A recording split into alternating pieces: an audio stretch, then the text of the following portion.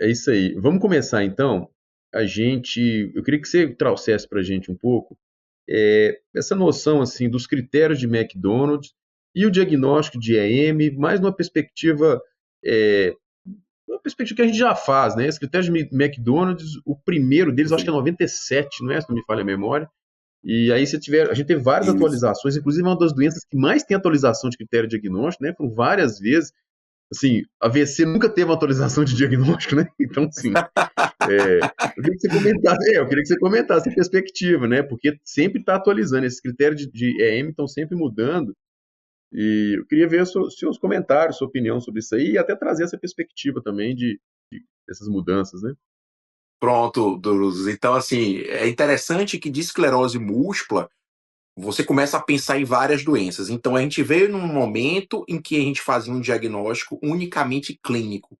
Então, pensa assim, numa época que não existia ainda a ressonância, já se pensava, né, já tinha a ideia lá de Charcot de esclerose múltipla. Mas ali, na verdade, era um conjunto de doenças. Da esclerose múltipla mais grave, veio a NMO. Depois veio esclerose múltipla, que podia ser em criança. Será que era aquilo? Era o MOGAD, na verdade.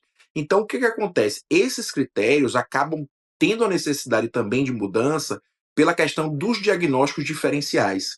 Então, a esclerose múltipla acabou que foi tendo essas atualizações nesse sentido.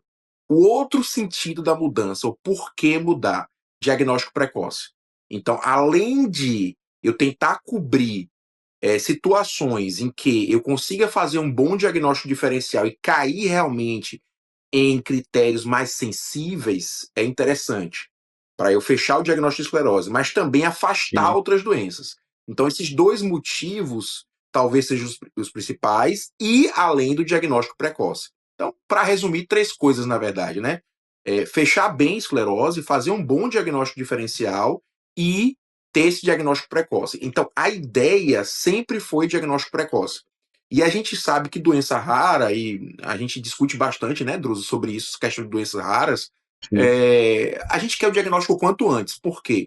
Doença rara neurológica, o problema é que quanto mais tempo você demora, mais incapacidade o indivíduo tem. Sabemos naturalmente que se hoje o indivíduo chegar com a retenção urinária, a última coisa que a gente vai pensar naquele momento é esclerose múltipla. Vamos pensar em infecção urinária, vamos pensar se ele tem uma cistite, alguma outra coisa relacionada ao aparelho urinário. Quando surgem mais sintomas, o paciente teve uma paraparesia, você já começa a direcionar.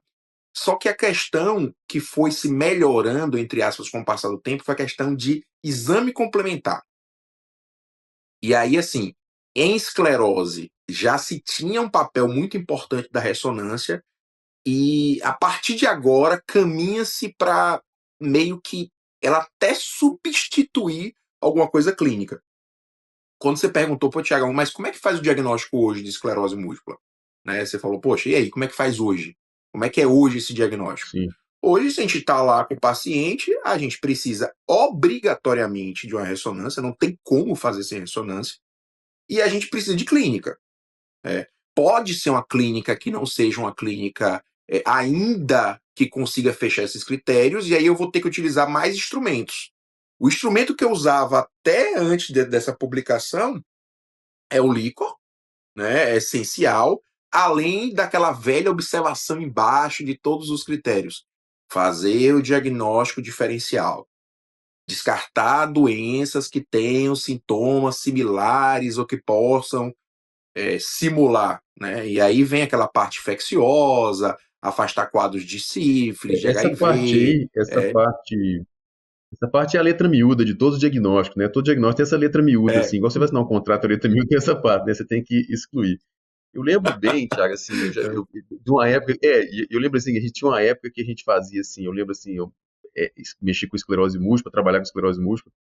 Às vezes a gente pegava um paciente, tinha aquela ressonância, fala assim, qualquer especialista que você mostrasse ressonância, o cara vai falar, pô, esse paciente tem esclerose múltipla. Mas aí ele não tinha tido um surto clínico. Aí você ficava, né, aham, com aquele diagnóstico ali na sua mão sem tratar o paciente. Outra situação também, é às vezes você pegava um paciente que tinha tido um surto clínico, e você via ali que ele já tinha uma ressonância ali que tinha várias lesões, e ele ficava como um cis, e aquilo. e aquilo ficava só aquilo mesmo, né? Ficava por aquilo mesmo, né?